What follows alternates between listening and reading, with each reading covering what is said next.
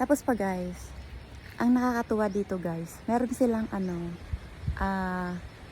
grapes. Meron grapes dito guys. Ito. Yung vine, grapes to. Tapos madami silang mga bulaklak sa paligid. Ayan. Ito, grapes to. Ayan, diba? Super ganda ng Sa TV lang ako nakakita ng grapes. Ngayon, nakakita na ako ng totoong vine. Hindi ko naman kasi pwedeng sabihin na puno to kasi hindi siya puno. So, vine ito, vine. Pero grapes po ito, grapes. Ito po yung grapes. Diba? So, may mga bulaklak sila dito. Diba ang galing? Nakapabuhay sila ng grapes. Kasi nga malamig nga dito sa Tagaytay. Yun yung hangin. My goodness. Diba? Lakas-lakas ng hangin.